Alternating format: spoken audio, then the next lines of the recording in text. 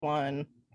So, hey everyone, we are getting started today with California's Flora and Fauna. I am a big fan of this. I will try not to nerd out too hard in ways that,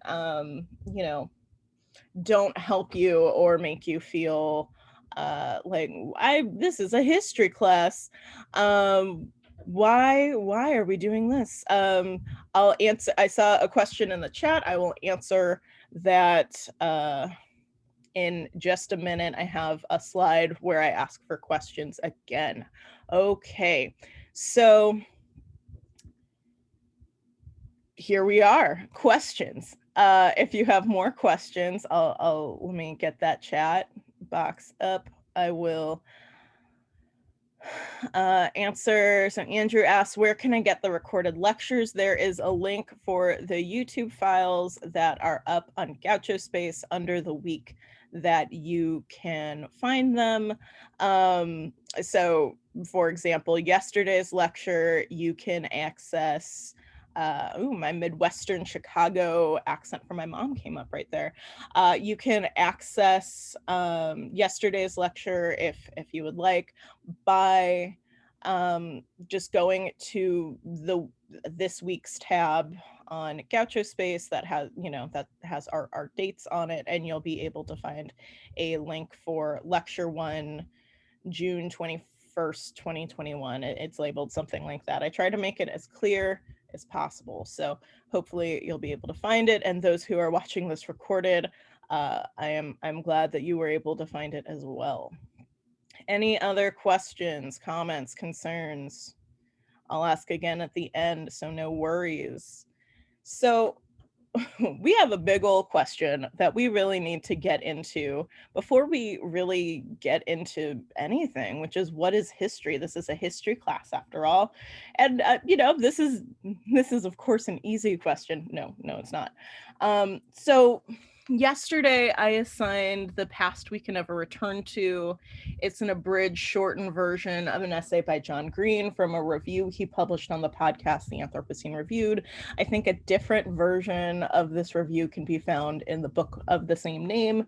But in this essay, he talks about the Lascaux Cave, a Paleolithic cave situated in southwestern France, which has some of the most famous cave paintings in the world. So dating back to 17,000 to 15,000 BCE, it is one of the oldest of its kind that we have. So one of the things that the Lascaux Cave tells us, besides very important archaeological, geological, geographical, anthropological, and art historical findings, is that humans have thought about their relationship with the environment and also their relationship with the past for as far back as we can culturally and collectively remember. So the cave comprises over 600 paintings, most of them animals, made from human hands, making paints from local plant and animal material to impress on the caves.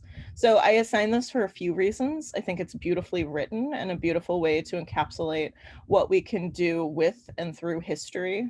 So The Past We Can Never Return To, in my opinion at least, helps quickly illustrate the complexity of history and the intertwinedness that people have always had with it, even before the creation of history as a discipline in the mid-19th century. You're not going to be quizzed on that, don't worry. So the choices people have made regarding the past continue to impact the present and the future, especially regarding nature. So history is not just a list of dates that you are forced to remember. It's a process of change over time that we, if we choose to, trace.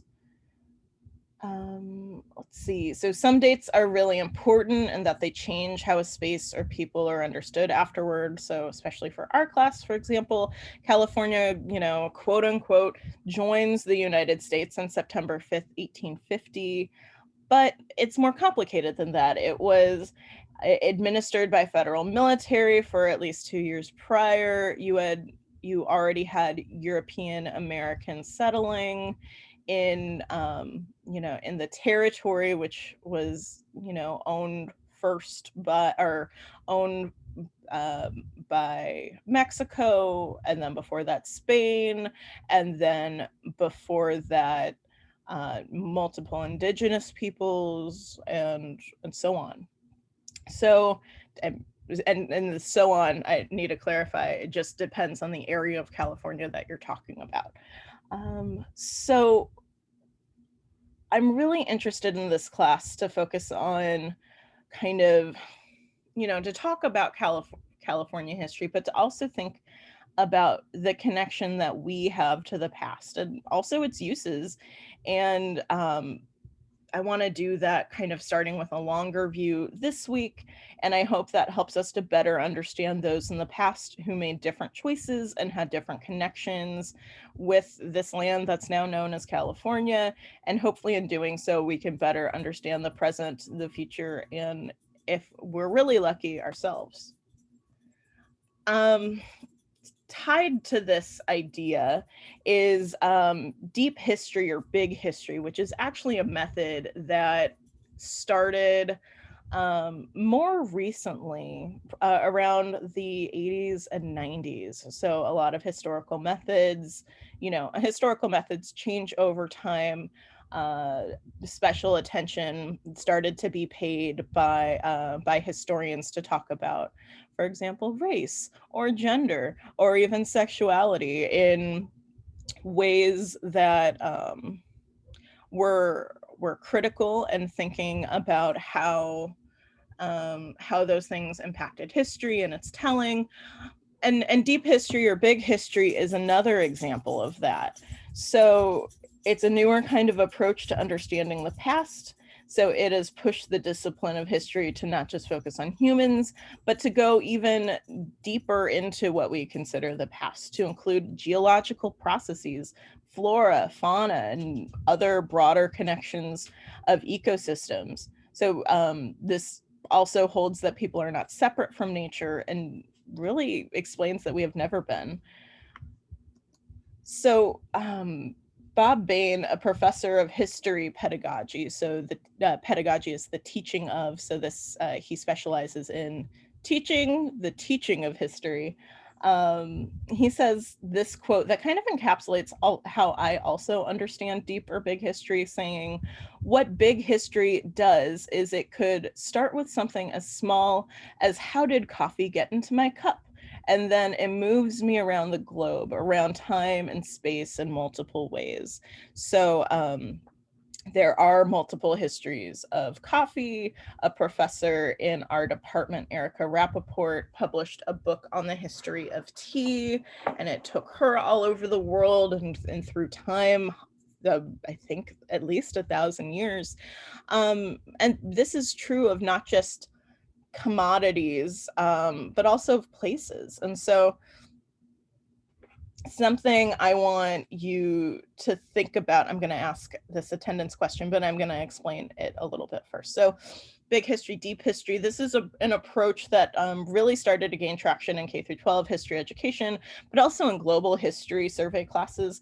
So it doesn't necessarily work for our class, which is so hyper-focused on just the land that is now California, but we can dabble with this approach and think about how thinking in this deep or big historical way can potentially have us think about California, but have it be outside of California.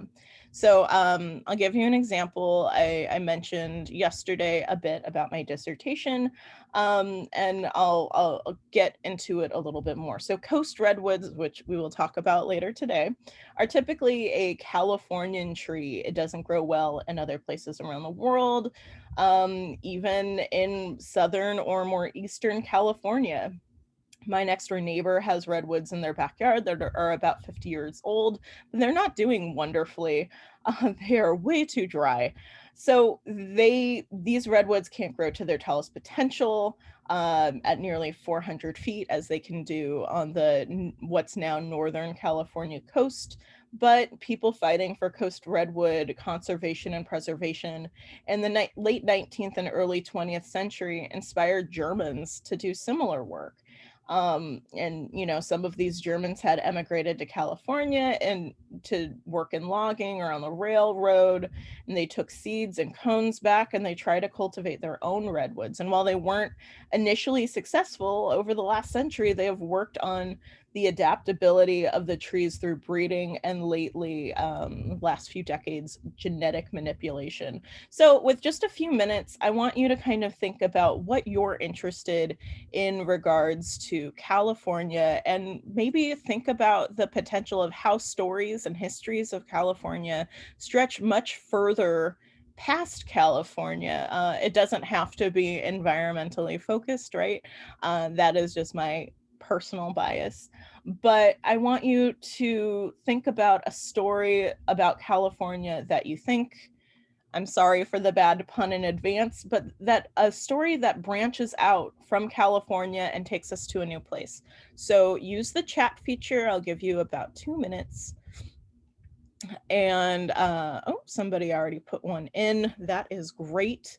So yeah, think about stories that are typically California stories, California histories that potentially bring us out.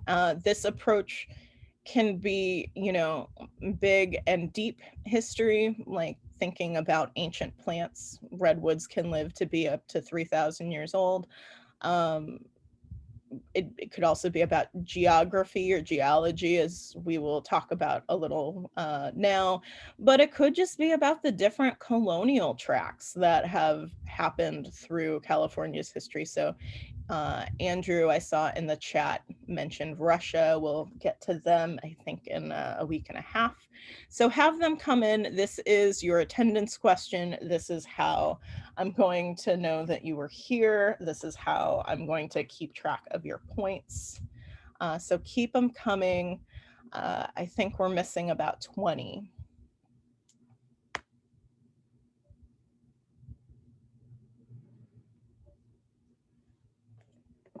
But I'll give you a little background for this while we wait. So this is a sequoia farm, as you can see on the left, and on the right is a little house in the sequoia farm.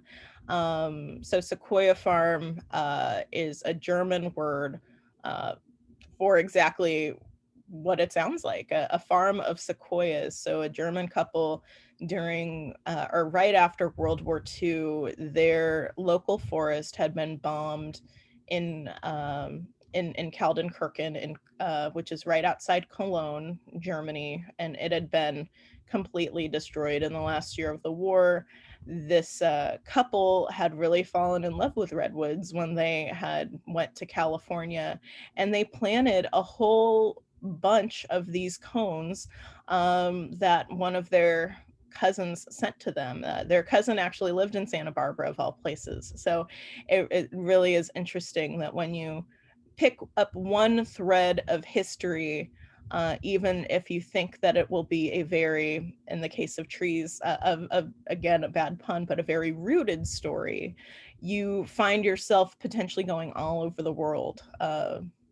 I am fascinated by this story, and it's part of my dissertation, and it's just really interesting to think about traveling trees. That is just so weird. Trees don't travel, but yet they do because of people. And so it's these kind of connections that I want to talk about today. We'll keep talking about throughout the rest of our class, but it's something I want you to be attentive to, that just because this is a very seemingly place-based class, we're just focusing on this one state, California.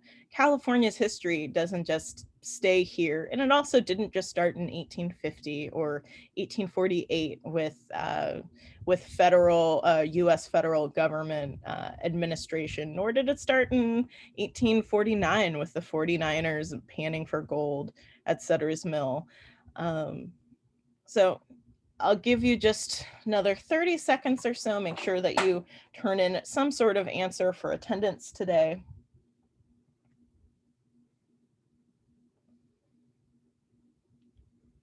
And take another sip of my coffee. And I'm gonna read, I wanna read just some of these. I'm not gonna read all of them, don't worry. Interested in La Placita, Alvera, in downtown LA. Ooh, Edwin, I have a book recommendation for you. There's It's by Phoebe Kropp. It's called Whitewashed Adobe. And there is a whole chapter in it just on Alvera Street and its construction. It also has some interesting connections to Santa Barbara and the architecture, this kind of Spanish fantasy past that we have downtown, if you've been to downtown Santa Barbara yet. So yeah, just kind of keep that in mind. Isaac, you're interested in the Yosemite we know today formed, and if it would be the same if it was discovered by someone who is not a conservationist. I understand what you're saying, Isaac, but I also want to say that it wasn't discovered by like John Muir, right? Like there were Miwok people who were living there before, but I totally hear what you're saying. And if somebody with different conservation concerns, or maybe someone who wasn't a conservationist at all, had taken advantage of the land, would we even have the national park that we know? Andrew wants to know, did many people migrate to America because of things related to the gold rush? Yeah.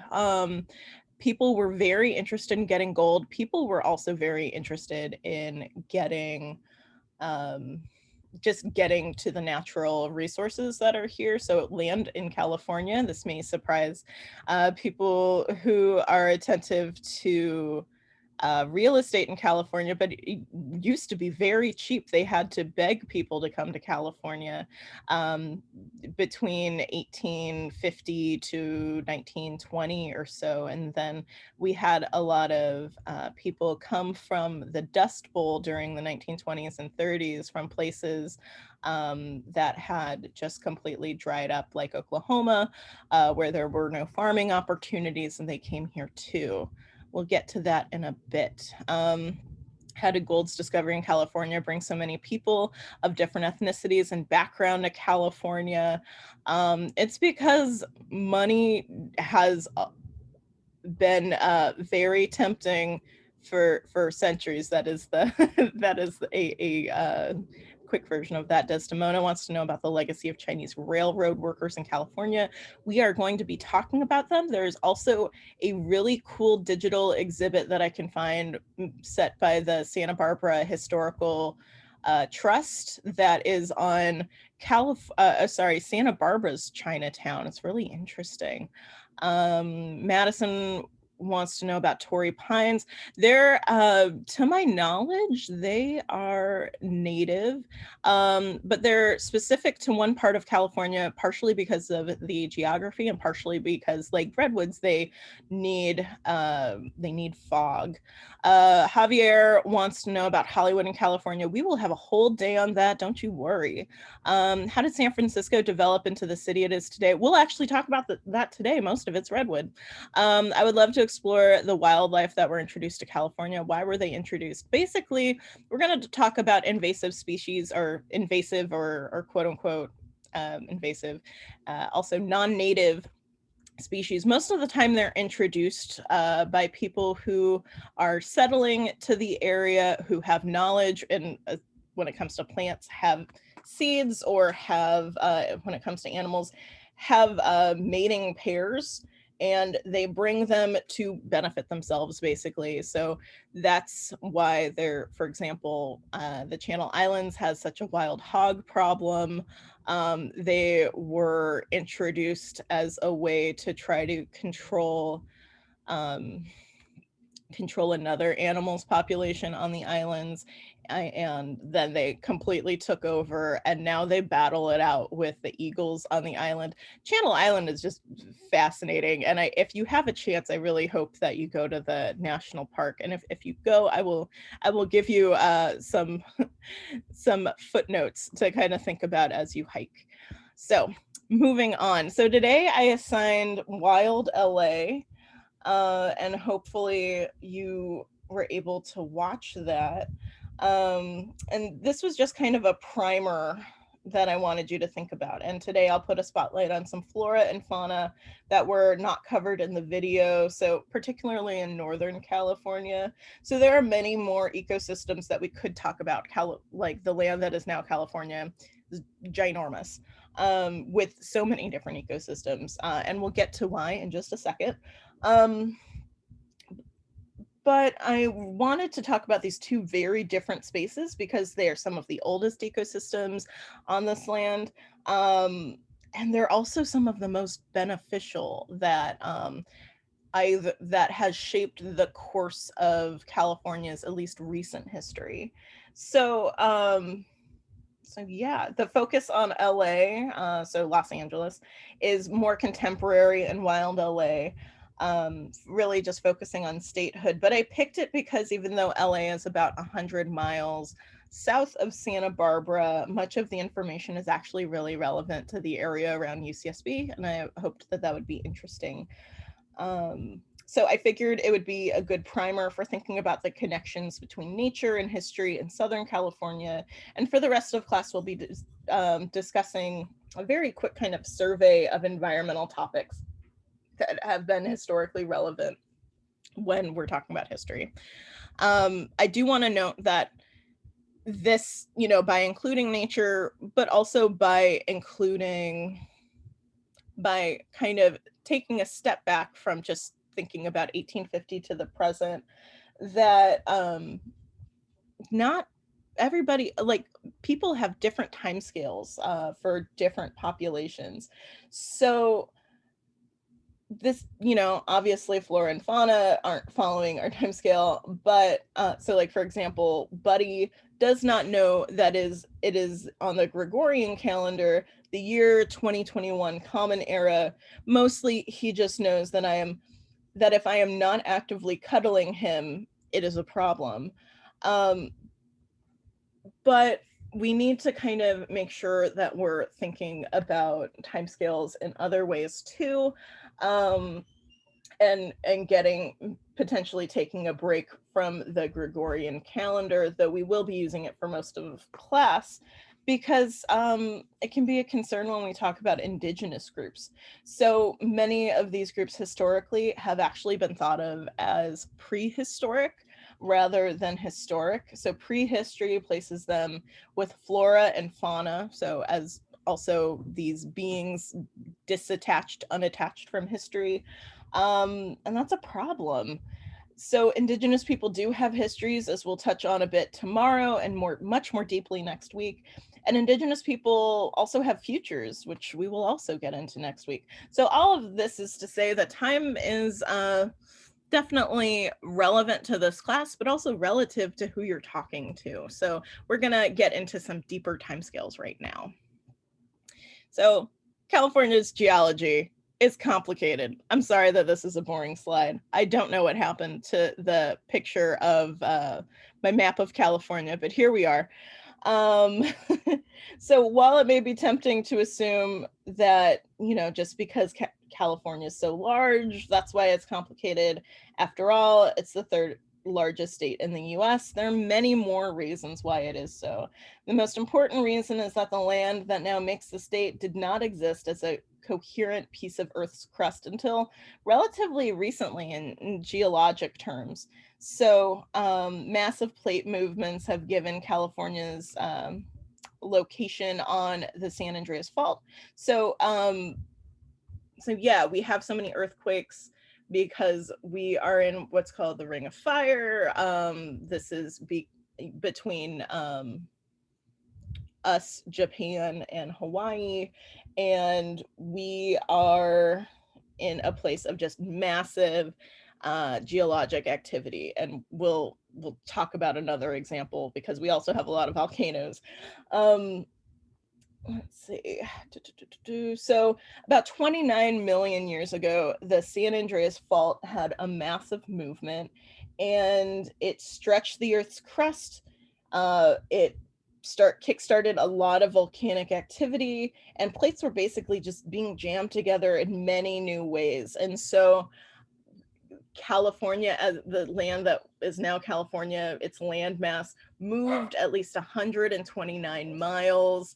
I'm unsure of which direction. I wanna say that it was probably, if we were looking at a map of what's now the US, it went eastward. I think it connected.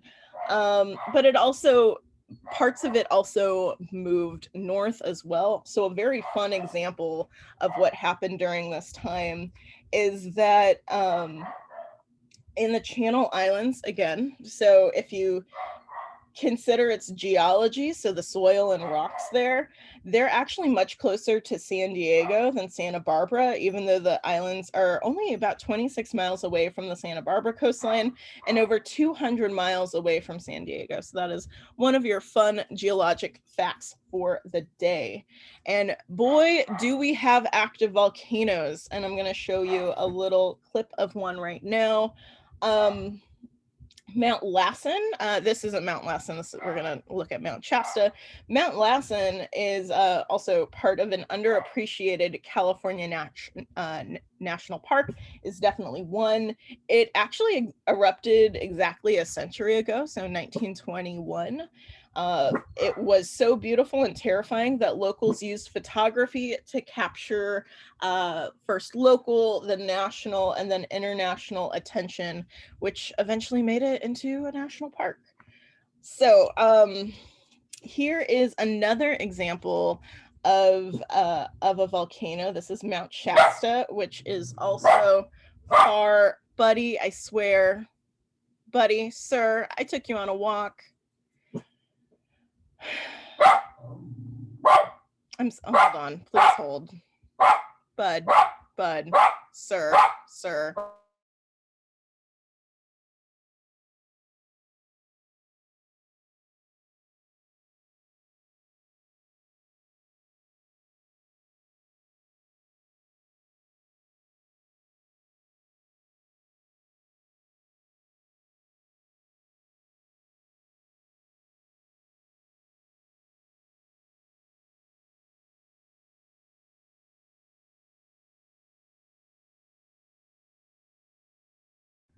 I am so sorry. I love that dog, but oh my God. We do have active volcanoes. Like I said, this is Mount Shasta, which is also north. It's actually pretty close to Lassen, and it's a really cool place. So I'm gonna just play this video as an introduction to some of the crazy volcanic activity that we do have in the state. Hopefully it will play. The state of California has several volcanoes which are classified as active. Of these, the most recent volcanic eruption occurred from Lassen Peak in 1917. However, Lassen Peak is not the only volcano within California which could erupt in the near future. In Northern California, there is a much more active volcano which is rated as the most dangerous volcano within the state. The volcano I am referring to is Mount Shasta, which has erupted more than 20 times in the last 10,000 years. For this video, we are defining an active volcano as any volcano or volcanic field which has erupted in the last 10,000 years. Within California, the vast majority of active volcanoes are lava domes, such as Lassen Peak or Mammoth Mountain. These volcanoes tend to have steep slopes and look roughly like the upper half of a sphere. Mount Shasta is unique among the active volcanoes within the state as it is not a lava dome. Rather, it is a stratovolcano. Stratovolcanoes contain alternating layers of both cooled lava and ash. Mount Shasta has a very long geologic and eruptive history. About 360,000 years ago, a different stratovolcano stood where Mount Shasta is today. In an instant, the volcano experienced a catastrophic collapse which destroyed this previous mountain. The exact mechanism is unclear, but odds are that an eruption far greater than the explosive eruption of Mount St. Helens took place. This collapsed mountain formed the base from which the modern Mount Shasta grew. The modern Mount Shasta did not start growing until about 250,000 years ago. Since then, the volcano has grown to be the tallest active volcano within California. Today, it measures at 14,180 feet or 4,322 meters tall. To understand why this volcano is so tall, it is easiest to think of the geology of this mountain as not one volcano, but rather 4 overlapping cone-shaped volcanoes. At various points in the geologic history of this volcano, lava erupted from a different point within the mountain. On screen is a graphic which shows which portion of Mount Shasta was formed by one of the 4 different lava cones. Of these cones, 2 of them are rather notable.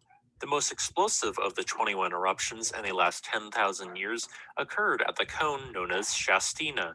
The Shastina cone is quite distinguishable in photos of this mountain, as it forms a distinctive peak on the western side of Mount Shasta. This cone last erupted about 9,500 years ago.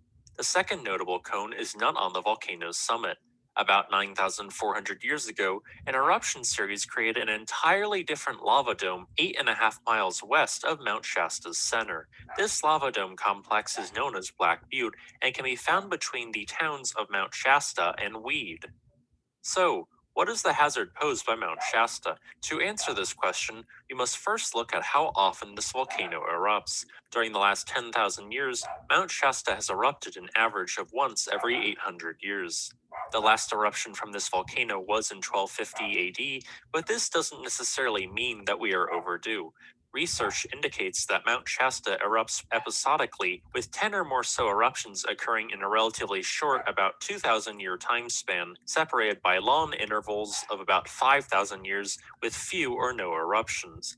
As of 2020, this volcano is rather quiet. The only obvious sign of this volcano's active status is the fumaroles which can be found around its summit. If Mount Shasta was to erupt again, it would most likely produce an explosive eruption. Such an eruption would produce a pyroclastic flow, lava bombs, and deadly lahars. A lahar is almost certain due to the frequent presence of snow on the volcano's summit. A future eruption would melt the snow, and the sheer mass of melting water would carry anything in its path with it. Evidence of previous lahar flows have been found up to 30 miles away from the center of Mount Shasta. Any future eruption would put thousands of people at risk. As a result of this hazard, the U.S. Geological Survey designated Mount Shasta as a very high-threat volcano. This is the highest risk category. I hope that you enjoyed this video. If you would like to so that is Mount Shasta. It is a very cool place to actually visit. Mount Shasta is a town. There's lots of state parks around it. And you can see if you visit any of these parks, so for example, there's Castle Craig's, there's Burney Falls, you can see some of the geological aspects that he was just talking about. There is still evidence, even though it has not erupted in a very long time.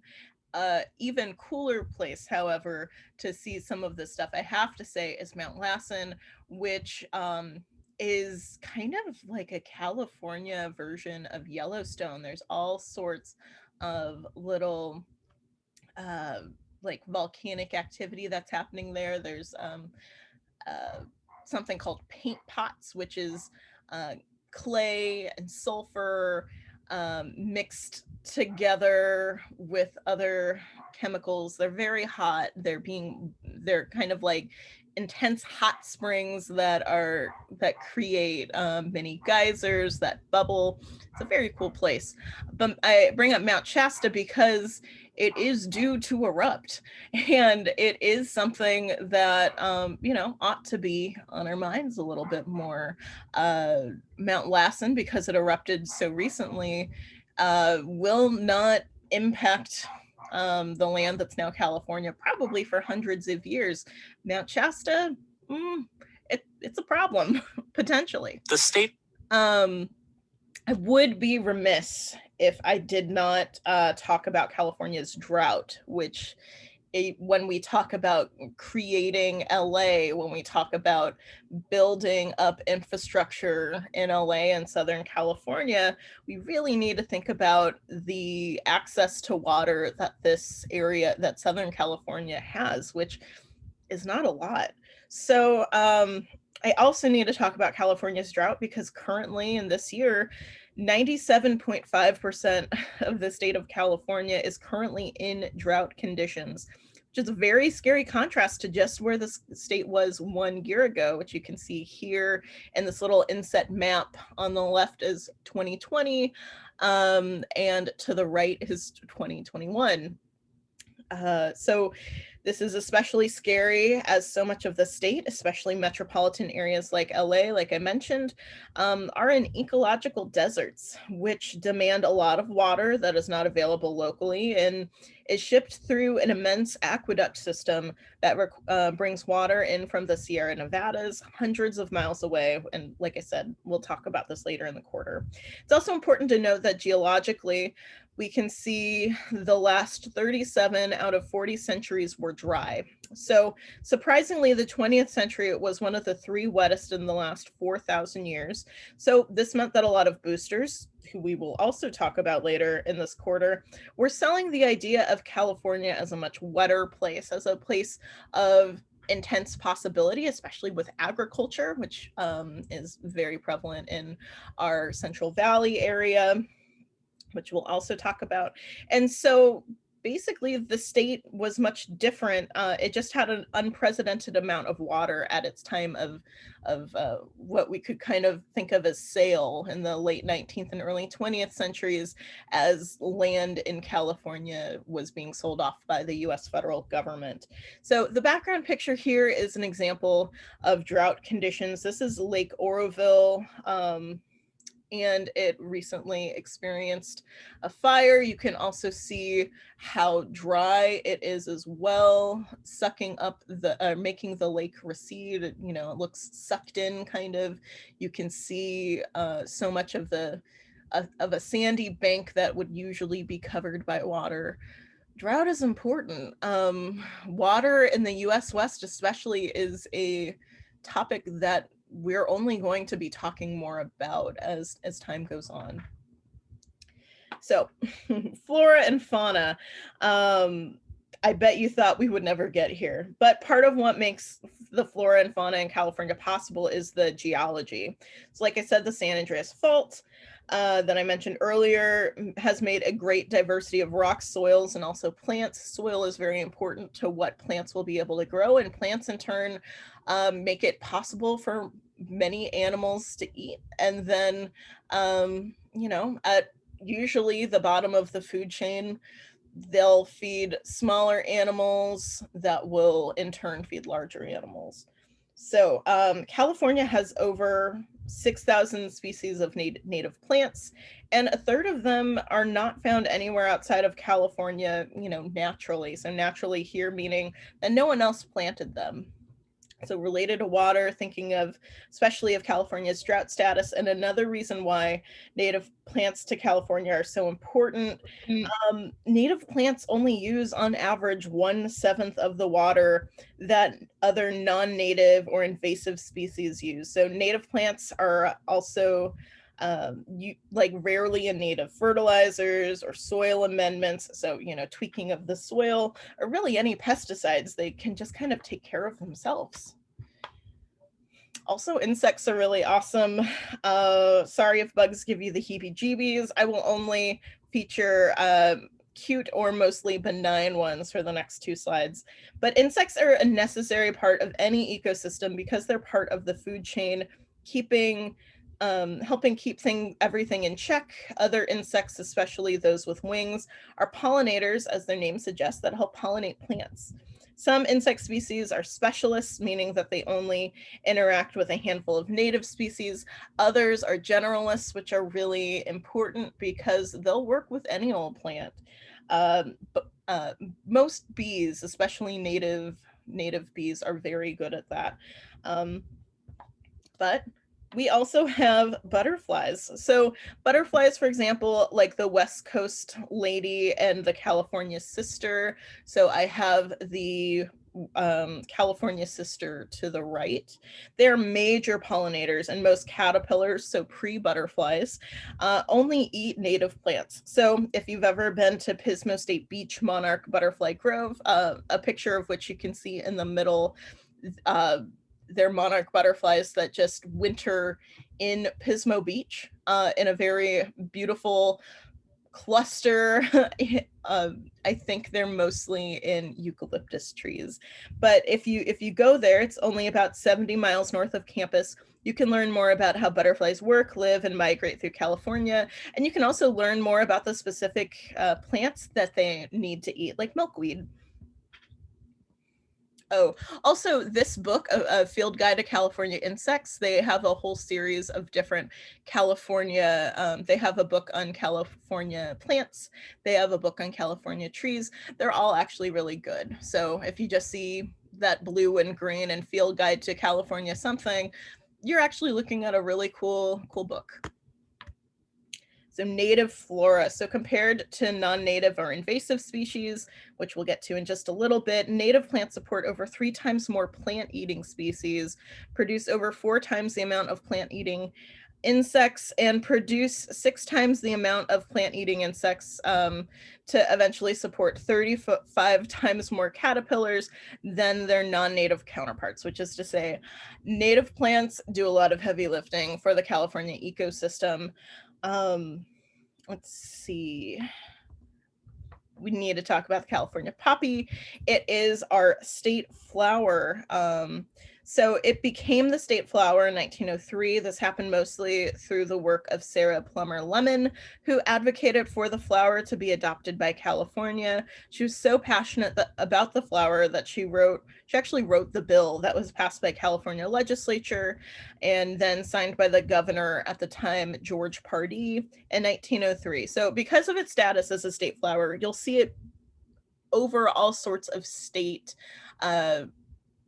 a lot of state signs, occasionally on state documents if you're doing anything with the California State Park System. The California poppy is not just native to California, even though you can see in its taxonomic name, the Latin name, it has California in it. It received its taxonomic name by a Californian. So many, scientific or proper, put both of those things in scare quotes, names of places are dependent on who finds them. And this species was found in California. Of course, it had, similar to what we talked about, someone mentioned if Yosemite was discovered by someone else.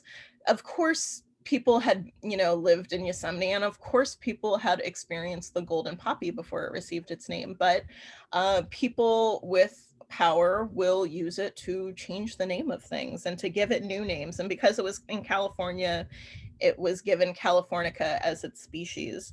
So its native habitat actually extends through most of the US West and also Mexico's Sonora and Baja California regions. I also have to say that UCSB has a lot of poppies growing in and around campus.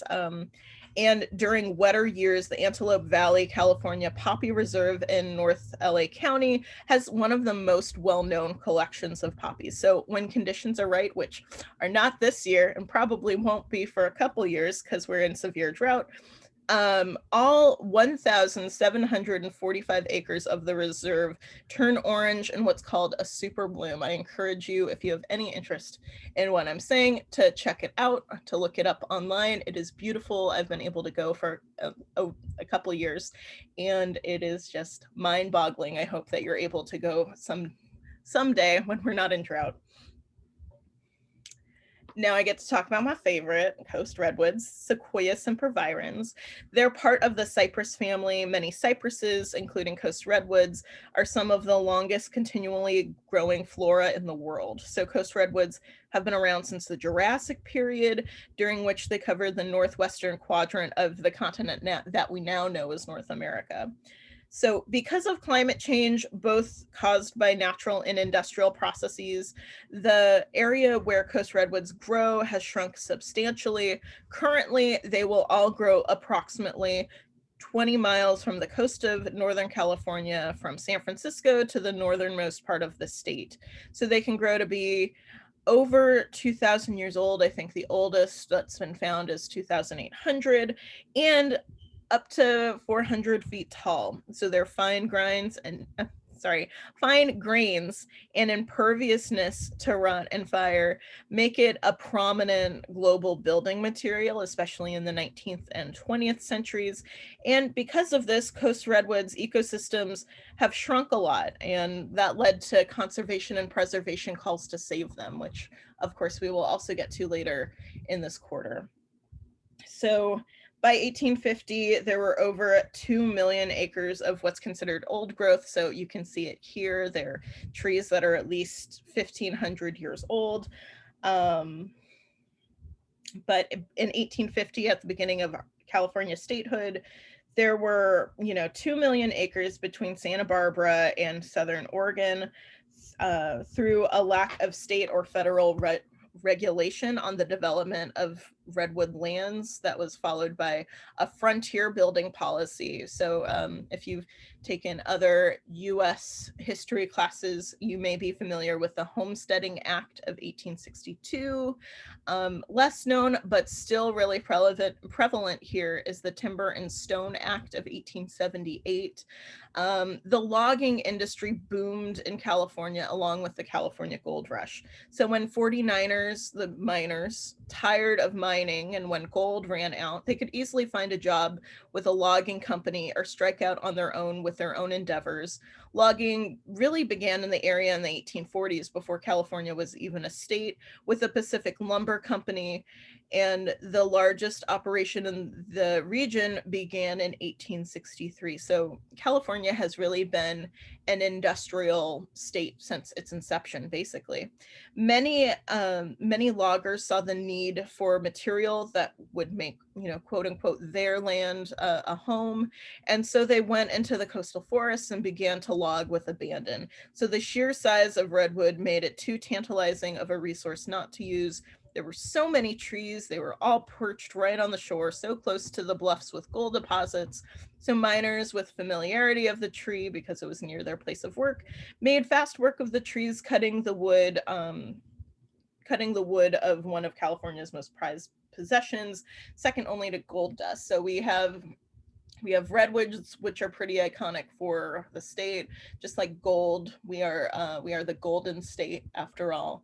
So I just want to say here, logging old growth would require a team of men. So in the 19th century, they would create a platform 6 to 10 feet off the ground. They would use a 15-foot saw for about 8 to 12 hours until it fell.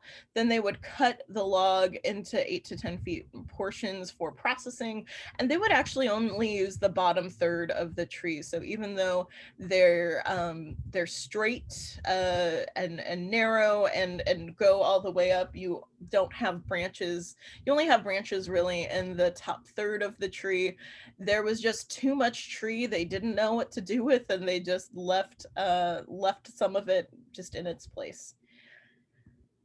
So really quick, I want to show you another video of redwood in the wilds of San Francisco, so you can kind of see how we went from this to this. This video says it's 1906. I would say that this is probably around 1920, just because we have a little buggy here. But let's see. So let me try to get this started. Okay, so this is just a really cool video in general. So this is San Francisco. This is early 20th century. So look around. You see some cars. You see some buggies. You see people walking. But you're also seeing a lot of coast redwood. So coast redwood was everywhere as a building material. So settling Californians could not help but to use redwoods, especially old growth, to build coastal cities, especially San Francisco, but also Los Angeles and San Diego. So architects wanted the wood not only because it was so abundant, but because it had a fine grain, had a beautiful finish, and like I said, was impervious to rot, and at the time was also thought to be fireproof. So upon visiting San Francisco before the infamous earthquake and its fires, walking down Market Street, one could see a forest of redwoods in the trolleys, both exterior and interior of buildings. The streetlights that you could see were all made of redwood. Pipes, both under the street and also in buildings and connecting buildings, were made of redwood. Tanks wharves, piers, even the ferry building. If you've ever been to San Francisco, I think you can see it at the end of this street, was made out of redwood. I'm going to pause this just because I feel like I'm screaming over the horse. So yeah, when fires had been put out, so San Francisco famously had multiple fires at the beginning of the 20th century. When these fires would be put out and, you know, devastation had been wrought, so many buildings would have been burnt down, San Franciscans really just went to their coasts, took from the forests again, and used the material to rebuild their city. So that had San Francisco had been rebuilt 3 times just using coast redwood material. So I promise that I will take a break now from talking about redwoods. However, I would not be surprised if maybe some information about redwoods found their way on our midterm. Now a little bit about non-native or invasive plants. This is also a topic that I'm very fond of. So I could really go on and on about them, and there's a couple reasons. I think they're really interesting, but they've also been a major issue since European exploration of, you know, this land since the 16th century, also through settlement and colonization, which came later, and we will get to that. So as the state became more settled and grew through industry, especially through using plants like coast redwood, plants from elsewhere were experimented on to see if they could fit the state's needs. So for example, dozens of different type of eucalyptus from Australia were planted in the 1870s and 1890s by industrialists who thought that they could use eucalyptus wood instead of redwood or even other hardwoods to create train tracks. If you've ever experienced, if you've ever been around a eucalyptus, if you've ever seen one cut down on campus, for example, you'll know that they seem pretty flimsy. So it's kind of surprising that industrialists thought that they could do that. So they could not, eucalyptus did not work that way, but local Californians fell in love with the trees and how they smelled. And even though, like I said, they're very weak to wind, they're actually very combustible if dry. We still have a lot of these non-native, depending on the ecosystem, very invasive plants, you know, eucalyptus growing all throughout California. So on campus, you may know of Elwood Mesa. It's right by Coal Oil Point, if you've ever been there. So Elwood Cooper, who named Elwood Mesa after himself, planted 150,000 eucalyptus in 1872, and many of those trees have fallen or caught fire since. So you will not, if and when you go there, you will not see all of those eucalyptus. You will see a couple dozen. So with the 20th century making tourism more of an industry for more working and middle class instead of just the upper class, again, which we will talk about later in this quarter, more non-native plants and animals came to the state, which wreaked havoc on our ecosystems. So pictured here is another plant, the yellow mustard plant, which I have to say is my favorite weed. It is so aesthetically pleasing, but it's an Arizona native, and it was likely brought in on firewood by campers a couple decades ago. So while it's very beautiful when it dries, and if it's in drought, it dries really quickly, it catches on fire. When the dried flower catches, it can burst and make it even more easy for sparks to spread, and so the fire with it. Fire and fire ecology is a huge part of our history as well, and we'll get to it later in this quarter.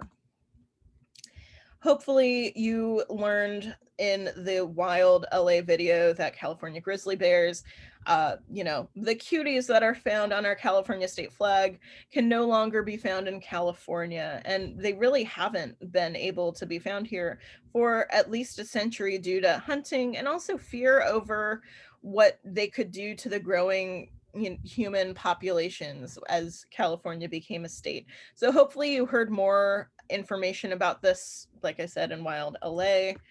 I also need to talk about the California condor. So it is almost actually gone extinct as well. They are intimidating and maybe not as charismatic as other California and fauna, even though grizzly bears are scary, they can seem much more cuddly than this little guy. But they're very important. They have a wingspan of about 9.5 feet. They can weigh 25 pounds.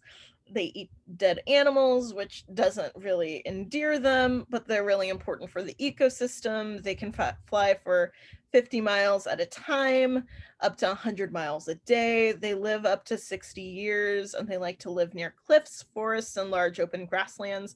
And and they are terrifying. That cannot be restated enough. But they've been dying out because of guns, but not by them being directly hunted. They're protected. But since California condors mostly eat dead things, for decades, condors have been dying by lead poisoning and also by eating killed and abandoned animal carcasses that have lead bullets in them. So there have been lots of directives to try to bring them back to California because, again, while they are not charismatic, they are still very important, and they're also very culturally important to multiple indigenous groups. For example, the Yurok people in very northern California, and we'll hear more about them and their fight for fishing rights and also condors a little next week. So, all of this is to say, why does this matter? And I know that this is a big question, and I'm curious to know what you all think. And I know this is not my environmental studies class, this is my California history class, and I'm glad and grateful that you're indulging me by sharing this all with you. But I'm curious to know, and feel free to just use the chat, why you think this information could be important to know for the rest of the quarter. So with our just last few minutes, let's see, anybody wants to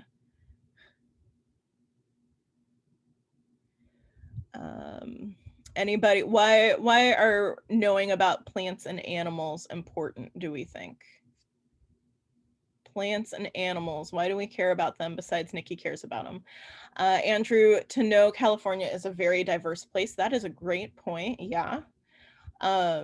We are able to, we as a state, this land as a land has so many different natural resources that's been used. Diana says it shows us the effects humans have on flora and fauna, and it's up to us for it to be a positive or negative experience. Caitlin says to understand what we lost. Yeah, I think that's also important too. It also helps us understand kind of these changes in the land that is now California that have been done, by natural processes. Global warming has been exacerbated by humans, but it is itself a natural process. Jazz says, I feel like this is important because it set up the environment so we can know how it changed and how it's affected by change. Yup. Topography and geology has a ripple effect on where we live today, what we lost and what we gained. It shows our value. Stevie says we can see the effects of colonialism on nature, show the changes humans have made over time and the landscape and ecosystems. Isaac says to shape policy in a direction that takes into account the realities of our environment and has us adapt to them. Much of flora and fauna has been here much longer than we have. If we learn about how its influences on our current style, we could possibly influence the environmental landscape of California in the future. You all are making my heart grow 5 sizes all at once. This makes me so happy. And Grace says it shows the impacts humans have on ecosystems and thus their impact on shaping deep time. Oof. Ooh, you all are just picking up what I'm throwing down, and I'm so grateful for it. Last one that I'll read, Javier says, it's a reminder for us to know that we can do better in the aspect of the environment and to appreciate what we have in what's now California. That is a great thing to end with.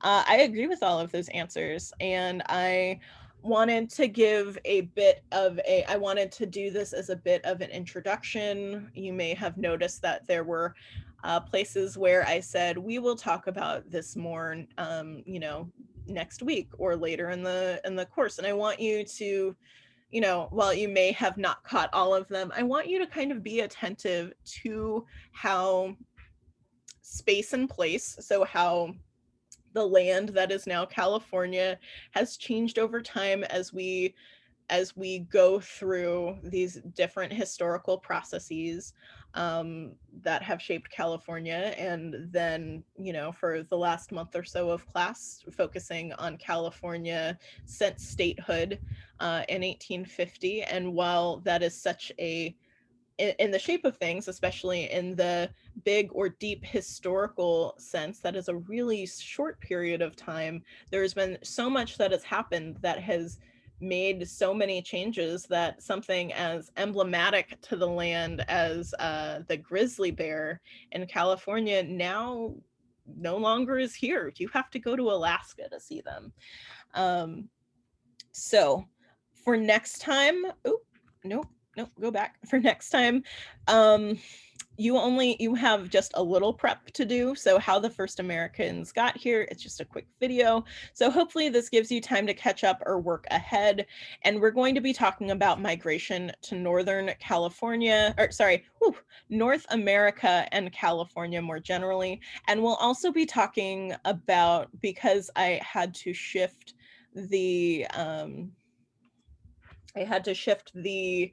syllabi a little to acknowledge not only Juneteenth, but also we are observing the 4th of July on the 5th of July. I had to move some things around, and I wanted to give due diligence to our local Chumash group. So tomorrow we will be talking about how Americans got here, and then we're going to be treading a bit into how the Chumash got to Santa Barbara, and they have been in this area for at least 9,000 years. And we will watch a narrated video by a whole group of Chumash community leaders who worked together, and I believe in 2014 created this beautiful public mosaic that you can see in downtown called the Sexton Circle. Let's see. Oh, okay, buddy. Okay. We're almost done. I'm gonna stop sharing now. You can see me going like this. Buddy, so he isn't like, okay. I'm gonna answer things in the chat very briefly.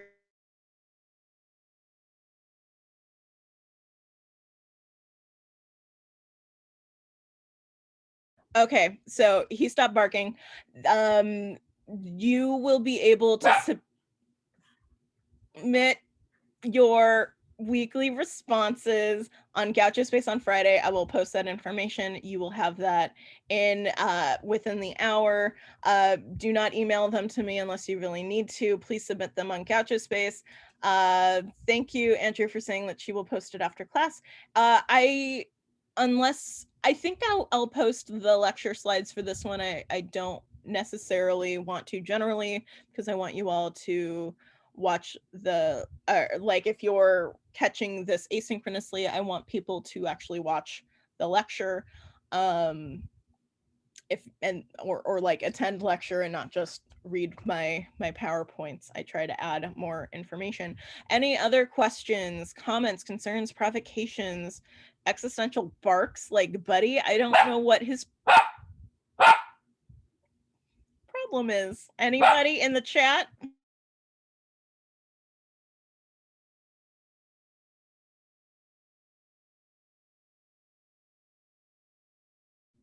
Okay, that is a great point. Someone messaged me. I'm worried about studying for the midterm if I can't reference the slides. I will provide a midterm study guide for you. Don't worry. Everything will be beautiful and nothing will hurt without watching. Yeah, I completely understand that. Yeah, Diana, you love Buddy already, and you know what? He loves you too. I don't know why he has never done this in the whole history of Zoom University. He must just love you all so much. Oh my God, Grace, I'm sorry that Buddy is making your dog bark. Okay, I'm going to stop recording.